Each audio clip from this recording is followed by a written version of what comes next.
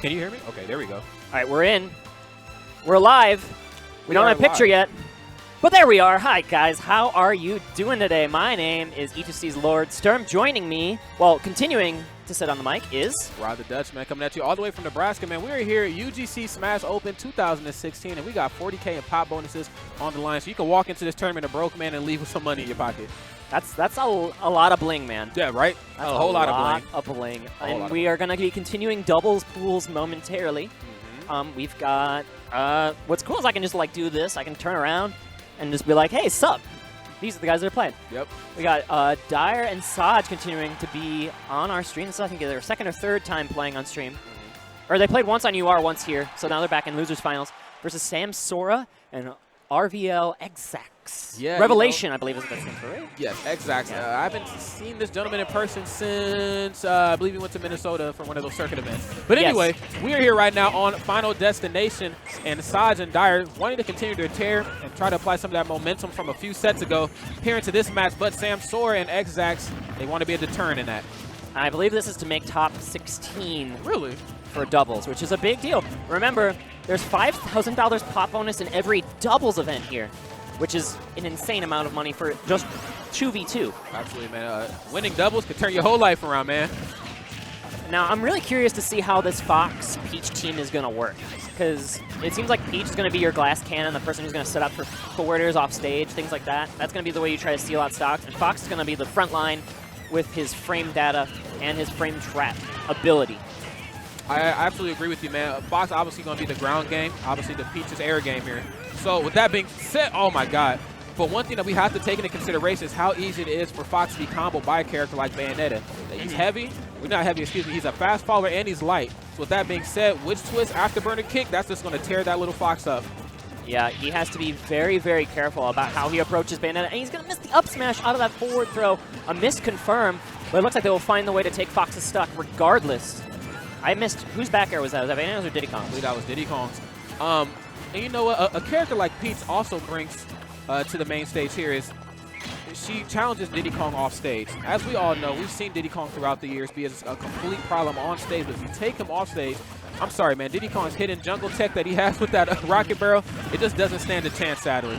It's very challenging. Like, that's one thing many players have talked about is how Diddy Kong's recovery needs to be challenged here, but when Diddy Kong's on stage, he can do things like that, just pressure with back airs relentlessly until Samsora falls off the side. Absolutely. Diddy Kong's aerial mobility and just, oh my God, his pressure that he brings can really spell doom for the opposing side. But what else spells doom is an unfortunate forward air, solidifying that stock as his own. Saj holding on to his stock here, 104% on his Bayonetta, and he's just going to try to hold it as long as possible. The longer he can keep that lead, but there it goes. Yeah, Peach gonna meet the business end of Peach's forward air. Absolutely, and you know the red team, they're not wasting any time keeping this thing close. They know that if you give Diddy Kong and Bayonetta an inch, they're gonna take them out, and they do not want them to try to run away with this match here. But that's what Diddy Kong brings though to the Diddy Kong Bayonetta team is he just brings stability, he brings safety, and he brings powerful co-confirms of his own, which he just found on Fox, to put them up a stock. That it is, man. And you know, the blue team also brings like that really easy ability to go for follow-ups. You know, Diddy Kong, he's always there for the solid follow-up opportunity in a 2v1 situation. Another thing too, Diddy Kong also brings stage control. He gets that potassium in hand, he's running things. And we're gonna see here Diddy Kong holding the middle of this stage, and then look at just the position of power blue team is in right now. When they've got the middle of the stage, it's so hard for red team to find an approach, especially if that banana's in hand from Diddy Kong. They don't know how to penetrate that wall, excuse me. They're going to have to figure it out really soon here because they are down a whole stock. Unfortunately, Xzax is trailing slightly here with 90%, but Fox has just entered Rage, so let's see if he can possibly throw his weight around. Yeah, he might be able to find a way to take a stock there, but Bayonetta will take a stock first, and following up with the up smash out of neutral air. That is going to...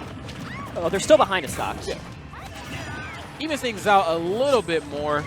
Like you said, still down a whole stock. Diddy Kong up 127%. Oh my God, but right as I say that, little commentators cursing right there. That forward air going to even up these stocks, but they're the up air almost enough to kill Fox off the top. Not quite. He is living, and the longer he holds onto this, the better his odds. Yeah, absolutely. You know, I love the fact that Peach can punish overextension so well. You know, fall away forward air, fall away back air. I mean, if you find yourself being a little too spontaneous versus Peach, you know what you're going to eat, man. Yeah, if she has that stage control, it's particularly scary. Look at that frying pan almost taking Bayonetta off the top.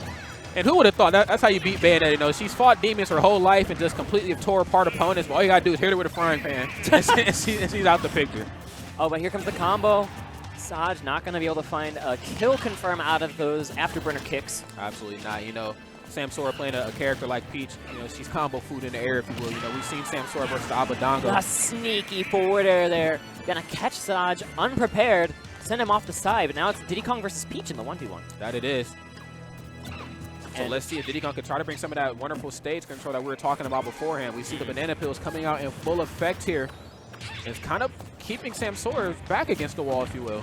Not going to get that down tilt, looking for something out of there, but ooh, that's tricky pressure with those dares, and he's going to keep Dyer off stage, but he makes it back on. Yeah, that he does. And even in this thing out a little bit closer here, chipping away at Diddy here. That's just sneaky shield pressure, that side B there, but they're down tilt up smash, almost enough to take the stock, but not quite. Excellent survival DI. Absolutely, and I know he's kicking himself for that. Dyer really wants to get that stock gone as quick as possible because the longer you let Peach live, the stronger she's getting here. And at 124%, excuse me, it's not going to take too much to take out this monkey. There, the second one will do the trick. That is going to put Dyer and Saj up 1-0 here against Samsora and Xzax. Because you won't live it twice, man. Yeah. You'll live it once, you won't live it twice, unfortunately. Those Diddy Kong D-tilt kill confirms, they last for so very long. There's a huge percent window where he can land those. And that just makes him so confident every time he lands those down tilts and kill percent. The down tilt to imagination is what they like to call it. You can do whatever you want out of that, you know? Against the fast-falling Fox, he can do the down tilt forward smash for a long time. We saw that take a stock. Yeah, we did. Against the lighter Peach, we can have that down tilt up smash be the confirm that he chooses. There's a lot of options. There's a lot of options, you know. I don't know how people main Diddy Kong. Like, I know he's a good character, but I just can't have people falling out of my smash attacks. I can't do it. You know, I need my smash attack to hit you once and kill you, man. It's harder to DI out of that than you'd think. Like, in Brawl, it would be super easy to DI out of that up smash. But in this game, it is a lot harder. We do see people fall out of them sometimes. But that we do. In this case, we're going to be going to Battlefield here for Game 2.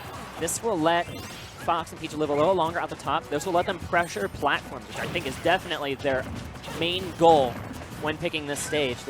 Peach has some great platform pressure. Fox has some great platform pressure. We're going to try to see them hold the middle of the stage, get them stuck on those platforms, and then end them that way. And you know, Sturm, I definitely agree with you. You know, Fox on a stage like this definitely brings some of his wonderful meta to the table to shine brightly. Those short hop up airs where you just baiting out your air dodges and making it difficult for you to land. And on a stage like this, you think that you'd have a comfortable time landing. I mean, we have some platforms, but Xzax is going to make you think twice about that.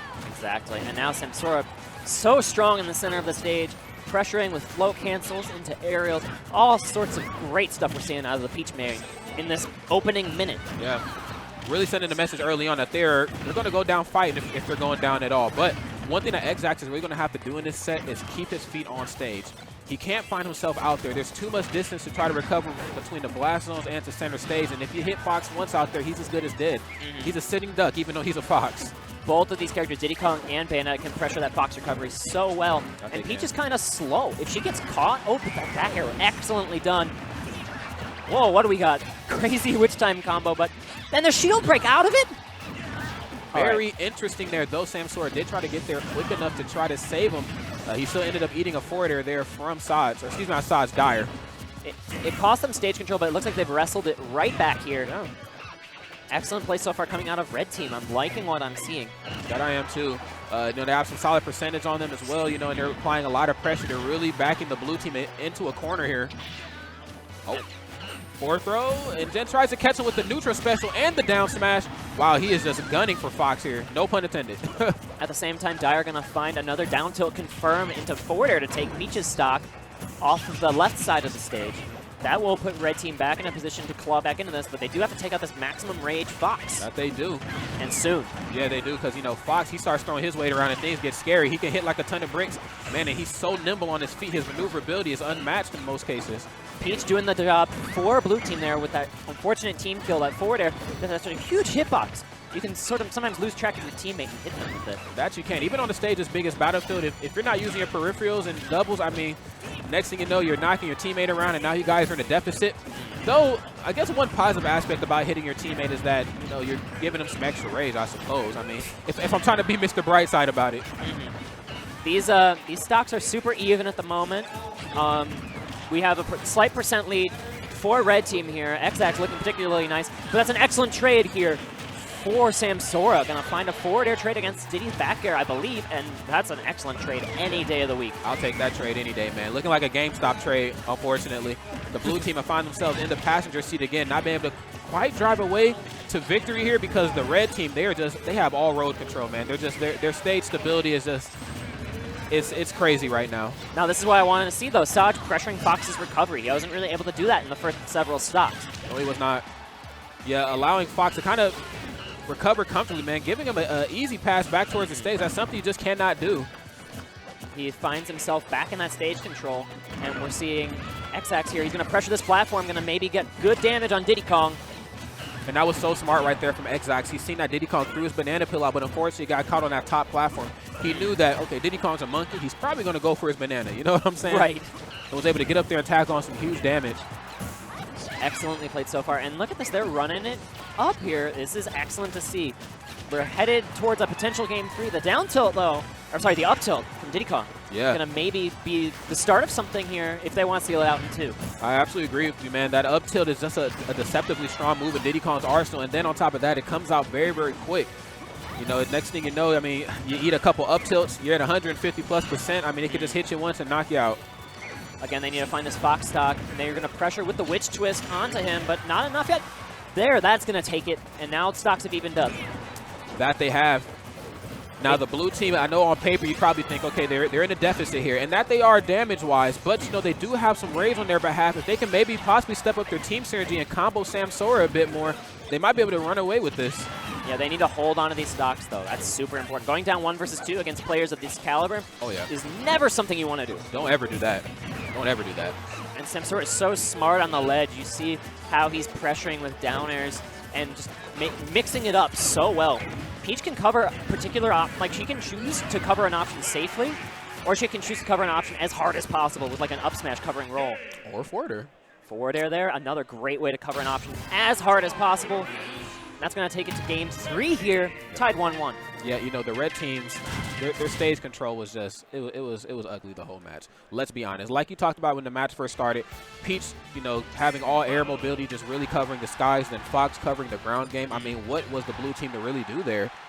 It just felt like they were in a vice grip ever since the Samsora Xzax team had the middle of the stage.